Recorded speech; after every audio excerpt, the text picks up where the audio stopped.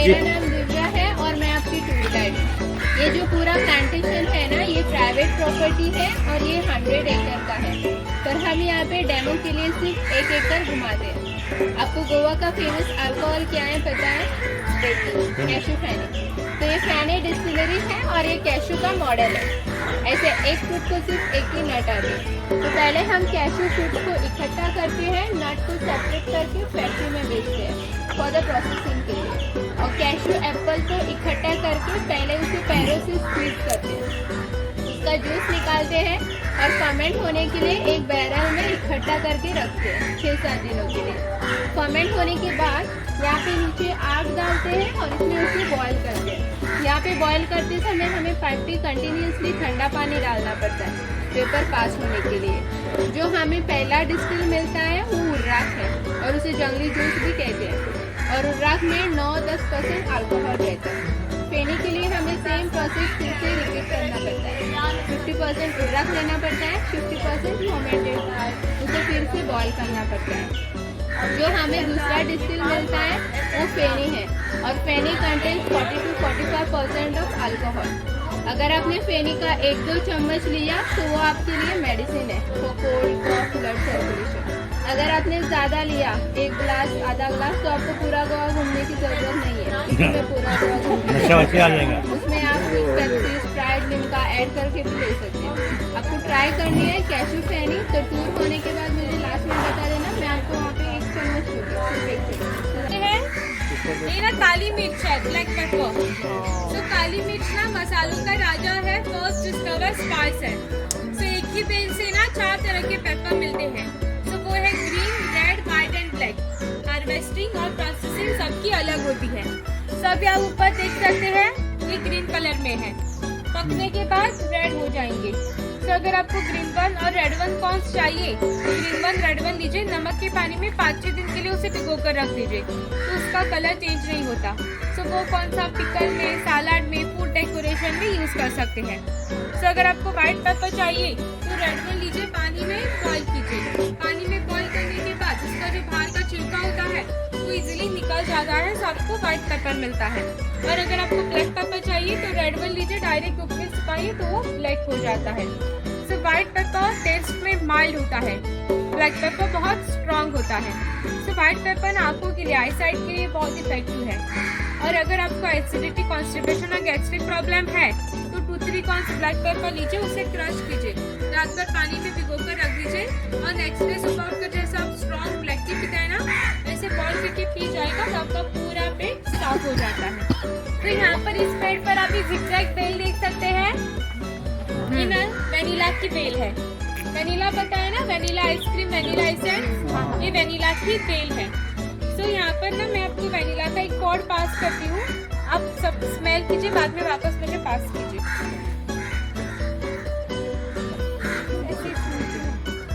तो वेनिला ना दूसरा महंगा मसाला है। फर्स्ट है सैफरॉन, केसर, गोवा में नहीं होता, उसे ठंडा क्लाइमेट लगता है। सेकंड है वेनिला। तो वेनिला को लगाने के बाद वेनिला का फर्स्ट फूल आने में 4 साल लगता है, बाद में हर साल आता है। और जब वेनिला को फूल आता है ना तो नेचर उसे पॉलिनेशन में हेल्प नहीं करता, हमें कुछ जाकर उसे हाथ से मैन्युअली पॉलिनेट करना पड़ता है। तो ईयरली हमें 30-40,000 वेनिला के पॉड मिलते हैं और उस पॉड में से जस्ट 1 लीटर वेनिला एसेंस मिलता है। और उस 1 लीटर में से 50% जाता है फार्मेसी में for medicinal uses, 30% for coca cola factory and remaining 20% for ice cream और परफ्यूमरी फैक्ट्री। तो आपको नॉर्मली जो मार्केट में मिलेगा वो आर्टिफिशियल और सिंथेटिक एसेंस होगा। तो अगर आपको घर पर ना वेनिला एक्सट्रैक्ट बनाना है तो आप 3 kg शुगर लीजिए, एक ऐसा वेनिला का पॉड लीजिए, उस वेनिला के पॉड को ना बीच में से स्प्लिट करके शक्कर में डाल दीजिए और वो शक्कर 15 दिन के लिए साइड में छोड़ दीजिए। आफ्टर 15 डेज वो जो पूरा शुगर है ना वो आपको वेनिला का फ्लेवर देगा। तो बाद में वो शक्कर आप किसी भी स्वीट डिश में, लाइक आप कस्टर्ड, पुडिंग, केक जो भी बनाने उसमें यूज कर सकते हैं, तो आपको ओरिजिनल वेनिला का फ्लेवर मिलेगा।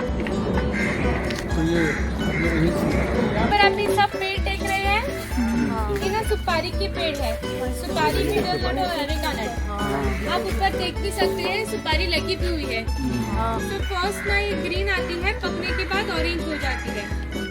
तो ऐसे ऑरेंज होने के बाद उसे निकालते हैं, धूप में सुखाते हैं। धूप में सुखाने के कारण ये जो छिलका होता है ना इसका, वो इजीली निकल जाता है। तो सुपारी को ना इंडिया का निकल ड्रॉप कहा जाता है। तो अगर आपने एक कच्ची वाली सुपारी खाई ना तो उससे आपको नशा चढ़ जाएगा। और ड्राइड में सूखी हुई सुपारी खाई ना तो वो डाइजेशन के लिए बहुत अच्छी होती है। और अगर आपको इस पेड़ की एज पता करनी है तो आप यहाँ पर ये रिंग्स देख सकते हैं। तो ये 4 रिंग्स मतलब इसका 1 साल होता है। So it's like the summer season, winter season and the rainy season. 4 rings मतलब 1 साल। और आपने वहाँ पर अभी वो लॉन्ग ब्रिज पास किया ना, उसके ऊपर सब था, वो सुपारी का पेड़ था। यहाँ पर बहुत स्ट्रॉन्ग होता है, ऊपर बहुत फ्लेक्सिबल होता है। सो जब भी कोई क्लाइंबर इसे हार्वेस्ट करने ऊपर जाता है ना तो एक पाम हार्वेस्ट करके फिर से नीचे नहीं आता।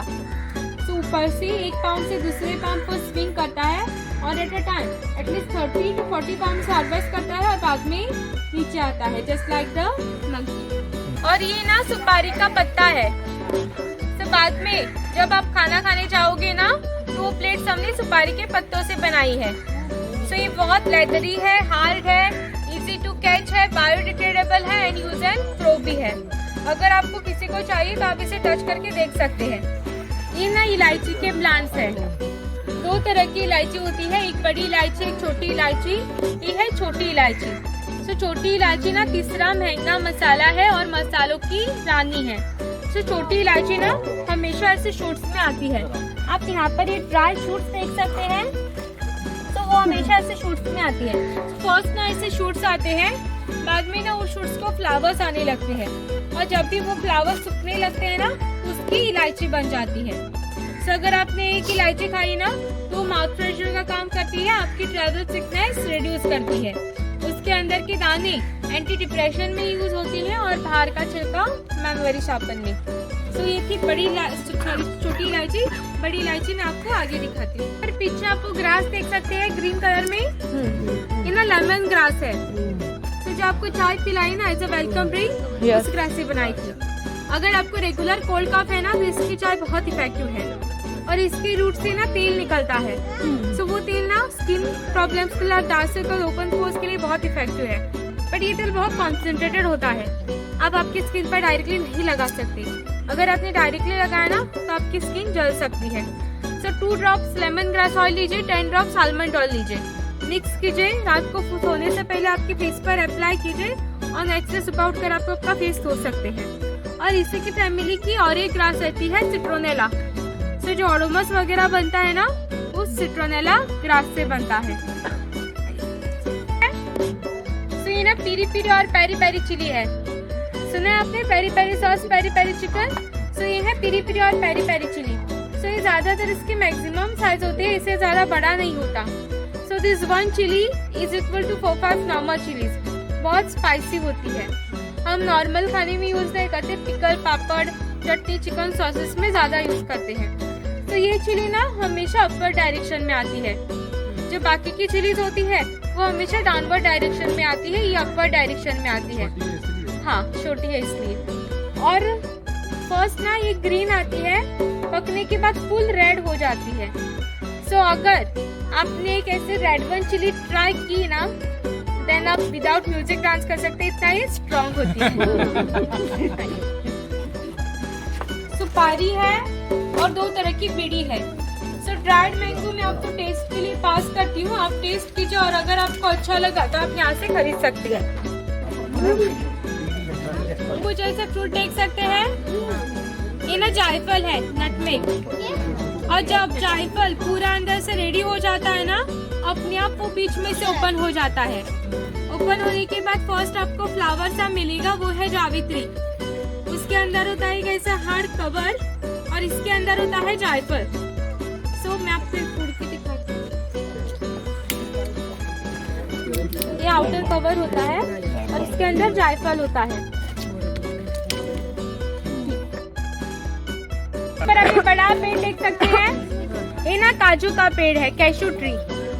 सो काजू का पेड़ इतना बड़ा नहीं होता है, normally up to 3 to 4 metre height पे हो जाता है, पर यहाँ इसे धूप न मिलने के कारण ये बहुत ऊपर गया है। तो काजू का सीजन है मार्च अप्रैल एंड मई, साल में 3 ही महीने। और काजू एक ऐसा फ्रूट है जिसका सीड और जो कैशू नट होता है ना वो बाहर की तरफ होता है। जो बाकी के नॉर्मल फ्रूट्स होते हैं उनके सीड अंदर होते हैं पर काजू का बाहर होता है। तो आपको कहीं पर भी कैशू फ्रूट पड़ा मिला ना तो जो कैशू नट होता है वो डायरेक्टली कभी मत खाना, क्योंकि वो एसिडिक और टॉक्सिक होता है। अगर आपने डायरेक्टली खाया ना तो आपका पूरा माउथ जल सकता है, तो उससे पहले रोस्ट करना चाहिए, बाद में खाना चाहिए। और जो कैशू एप्पल होता है ना, अगर फ्रेश है तो आप खा सकते हैं, फ्रेश नहीं है ना तो वो कैशू फेनी बनाने के लिए जाता है। पर अगर आप वो भी फर्स्ट टाइम खा रहे हैं ना तो आपको यहाँ पर ना थोड़ी इचिंग जैसी फील होती है, तो उस पर भी थोड़ा नमक छिड़कना चाहिए, बाद में खाना चाहिए। सो टेस्टी भी लगता है और आपको इचिंग भी फील नहीं होता। और यहाँ पर ऊपर आप बीन्स देख सकते हैं, ये ना कॉफी बीन्स है। 2 तरह की कॉफी होती है, एक कॉफी अराबिका, एक कॉफी रोबुस्टा।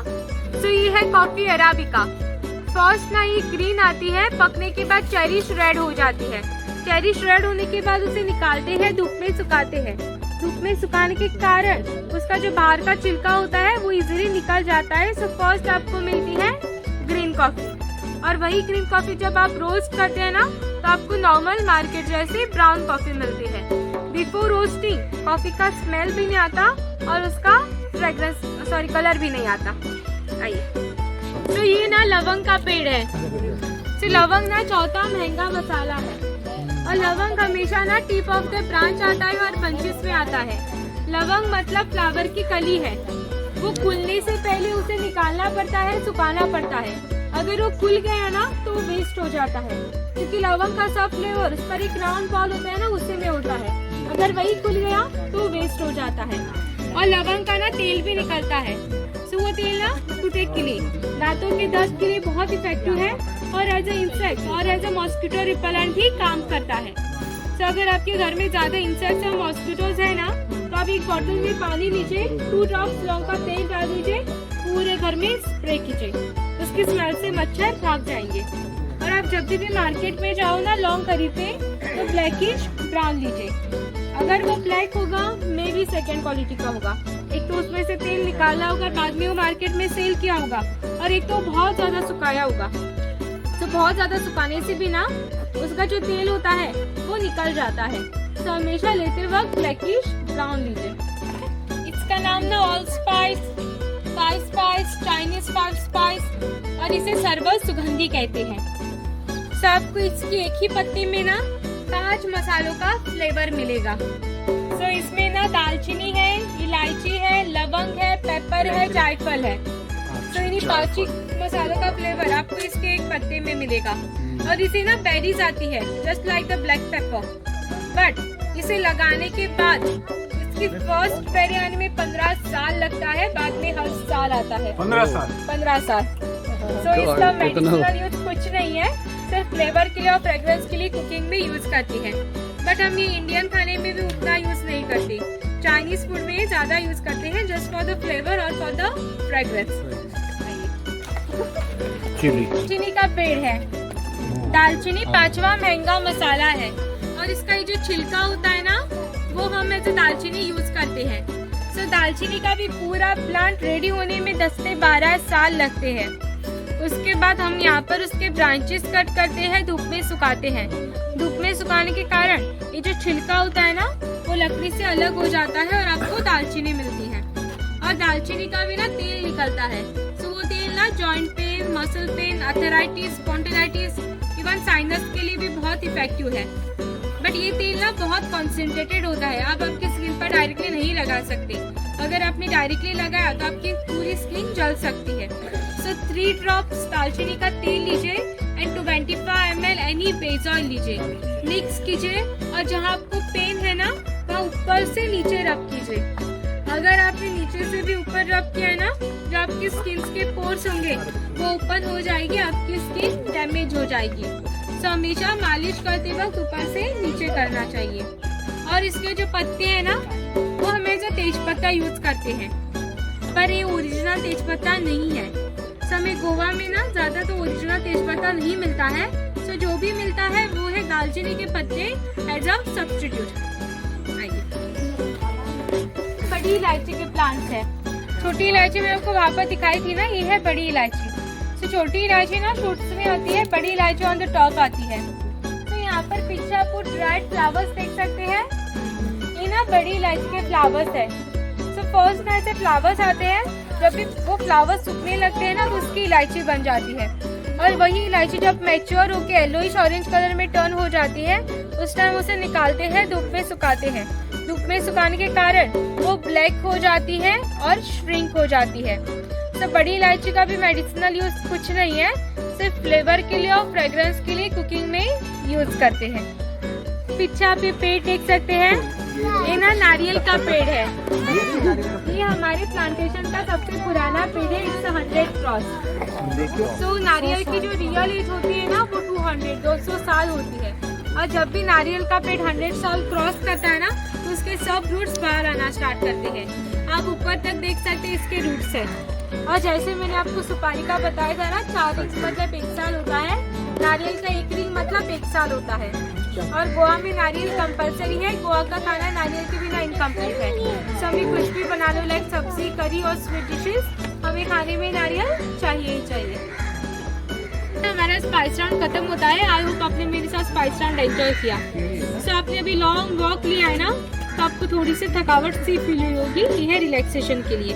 सो ये अर्दन पॉट है, इसमें हमने नॉर्मल झरने का पानी डाला है और इसमें हमने 2-3 ड्रॉप्स लेवेंडर ऑयल ऐड किया है। लेवेंडर ऑयल ना रिलैक्सेशन के लिए बहुत इफेक्टिव है। अगर आपको माइग्रेन है तो ऑयल लेकर आप डायरेक्टली लगा सकते हैं। और अगर आपको रात को अच्छी नींद नहीं आती है ना तो हैंकी पे और पिलो पे 2-3 ड्रॉप्स लीजिए, उसे डीपली इनहेल कीजिए, तो उससे आपको बहुत अच्छी नींद आती है। सो यहाँ पर हम क्या करते हैं, थोड़ा सा पानी आपके रीढ़ की हड्डी पर डालते हैं। सो जब भी आपकी रीढ़ की हड्डी पर कुछ ठंडा पड़ता है ना तो आपको रिलैक्स फील होता है। सो आप एक एक करके आगे आ जाइए, टर्न बैक कीजिए। और ये मैजिक वाटर है, आपको कपड़ों को दाग वगैरह कुछ नहीं पड़ेगा। फर्स्ट टर्न बैक कीजिए।